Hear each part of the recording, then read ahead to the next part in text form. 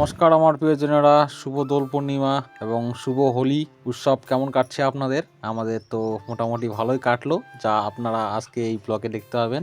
সকাল সকাল দোকানে গিয়ে আমি আবিরগুলো কিনে নিয়ে বাড়িতে আসছি এবং আসার পর মিষ্টু মাকে দিয়েছে ফোঁটা প্রথমে এবং প্রণাম করে নিয়েছে। তারপর আমার যাওয়ার পালা। আজকের এই দিনটি আমাদের কাছে একটি অন্যরকম দিন এবং আপনাদের কাছেও অন্যরকম হবে। আমার বাবা যখন বেঁচে ছিলেন তখন কত না সুন্দরভাবে দোল উৎসবটা পালন করতাম। আমি ঘুরে বেড়াতাম কীর্তন দলের সঙ্গে এবং তাদের সঙ্গে আনন্দ করতাম। বছরের গোনা মাত্র কয়েকটা দিন, যেমন এই দোল উৎসব এবং তা বাদে যে উৎসবগুলো হয় আমাদের বাড়িতে বা বাঙালিদের সবার বাড়িতে, সেই উৎসবে শুধু পায়ে হাত দিয়ে প্রণাম করতে হয় আর প্রণাম করার সৌভাগ্য হয়, সেটাই বোঝাতে চেয়েছি আমি আপনাদের। বাবা চলে যাওয়ার পর আমাদের জীবন থেকে সব রং হারিয়ে যায়। হারিয়ে যাওয়ার পর আমরা দিশাহারা হয়ে যাই। কতই না টেনশন করেছি বাবাকে ছাড়া কিভাবে চলবো, এখনো ঠিক মতো চলতে পারি না। যাই হোক, মা এই টেনশনে মায়ের এরকম হয়েছে অবস্থা। বেশিরভাগ আমি মনে করি টেনশনে হয়েছে। যতই বলুক পা পিছলে পড়ে গেছে বা যতই ভগবান বলুক এটা ভাগ্যে লেখা আছে, তবু আমি মানবো যে এটা বাবা চলে যাওয়ার পর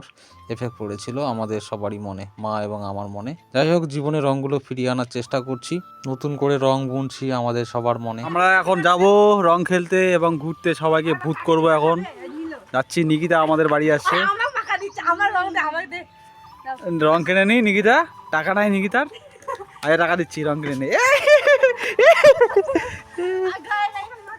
ওট ওট ওট ওট, ঘুরাও ঘুরাও। হ্যাঁ থাকো, রং খেলে আসি। যাচ্ছি আমরা রং খেলতে। কাকে যে মাখাবো প্রথমে সেটাই ভাবছি। আমাকে মারতেছিস কেন? আমাকে মারে কি লাভ? ওট,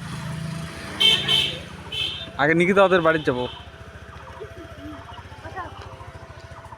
বউ চালাচ্ছে গাড়ি, এবার আমরা যাচ্ছি বন্দোবস্তলে। মা দেখে আসে, থাকো ঘুরে আসি। চলে আসছি, বেরিয়ে পড়ছি আমরা তিনজনে। এসে দেখি যে চারিদিকে সেই দোল উৎসব চলছে, ছোট বাচ্চাদের মধ্যে বিশেষ করে বেশি। আর দারুণ দারুণ, কি বলবো, দারুণ। ছেলেবেলার রং খেলার কথা মনে পড়ছে খুব এইগুলো দেখে। এখন এসেছি আমার পিসির বাড়িতে, মানে এটা মেজো পিসির বাড়ি। তো চেনই আমার পিসিকে এবং পিসাকে, বসে আছেন। আর জিটু এসেছে এদের বাড়িতে, কি জন্য এসেছে জানি না, কিন্তু দেখছি আমাদের আগে এসে পৌঁছে আছে এবং তাদের সঙ্গে রং শেয়ার করছি, মানে রং দিচ্ছি এবং প্রণাম করছি। আজকের দিনটা জন্য চেয়ে থাকি যে সবার পায়ে প্রণাম, হাত দিয়ে প্রণাম করতে পারবো এই দিনটা, এটাই খুব ভালো লাগে। হোলি উৎসব আমাদের খুব প্রিয়।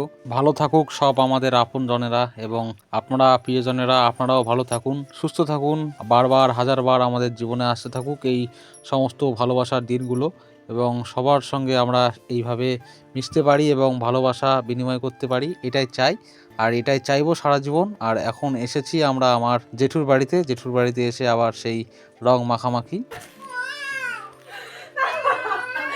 পাপি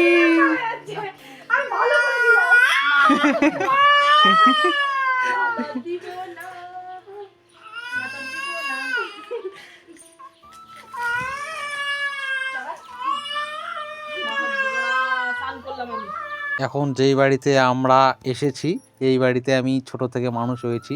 আমার ছেলেবেলা এই বাড়িতে কেটেছে। আমার ভিডিওতে যে লোকটি দেখছেন এটা আমার মামা হয়। আর মামার যে বাবা ছিলেন আমার দাদু, তার আদর্শে আমি অনুপ্রাণিত হয়েছি এবং ছোটবেলা সবসময় দাদুর সঙ্গে ভজন করতাম, কীর্তন করতাম, একসঙ্গে খাতাম, কত জেদ করতাম, কত আনন্দ করতাম, সব দাদুর সঙ্গে। দিদার সঙ্গে অনেক ভালোবাসা জড়িয়ে আছে এই বাড়ির সঙ্গে, আমার সারা জীবন থাকবে। যতই পাড়ার সম্পর্কে দিদা দাদু এবং মামা মামি হোক, তবু সম্পর্কগুলো আমাদের একদম নিজের মতো।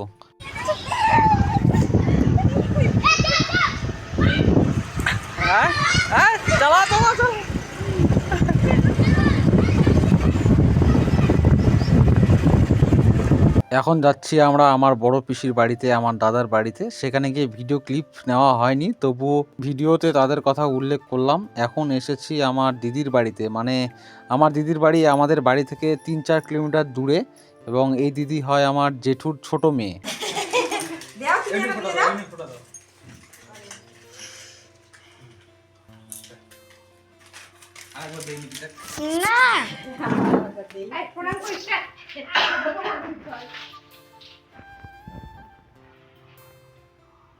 দেবার শেষ কোথায়?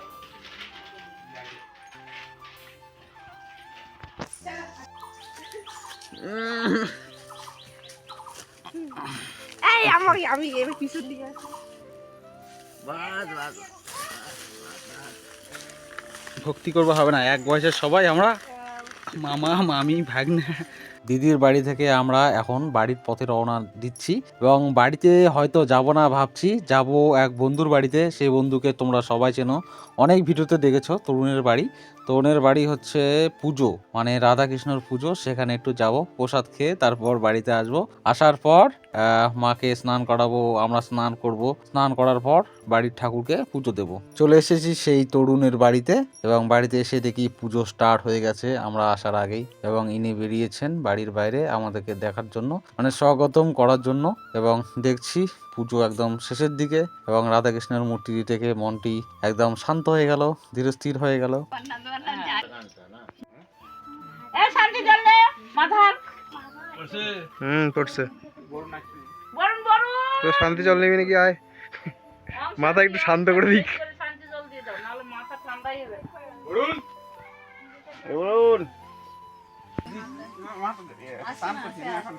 আজকে মাথা স্নান করছি তো, আজকে মাথা দিচ্ছে।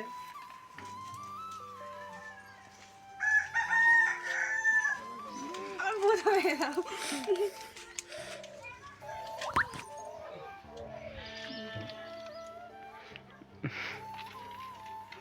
আবার তো বালুরঘাট গেছে, আসেই ভূত।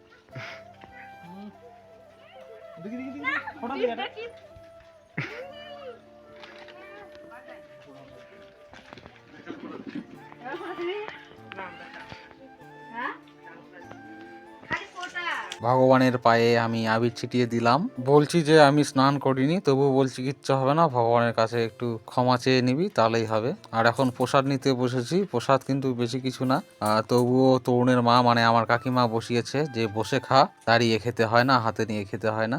তাই আমরা বসেছি, বসে ভগবানের প্রসাদ গ্রহণ করছি। এবং এখন চলে এসেছি আমরা বাড়িতে।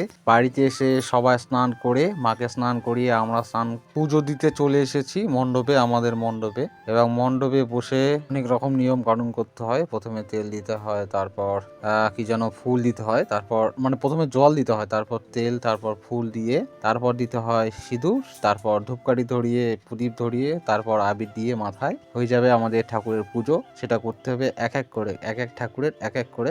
একটু অপ্রসন্ন হলে, যদি একটু রেগে যান, তাহলে আমাদের হয়ে যাবে অসুবিধা। কি অসুবিধা হবে সেটা আমিও জানি না, কোনোদিন ফিল করিনি। তবুও লোকে বলে যে এত অসুখ বিসুখ হচ্ছে এই কারণেই হচ্ছে যে বাড়ির ঠাকুর ভালোভাবে হয়তো পুজো পায় না, তোদের উপর রেগে আছে, বা কারো চোখ পড়েছে তোদের বাড়ির উপর, তাই তোদের এরকম অবস্থা। এরকম বাবা চলে যাওয়ার পর মায়ের এরকম করুণ অবস্থা। যাই হোক, ভালো থাকবেন, সুস্থ থাকবেন, দেখা হবে কালকের ব্লগে।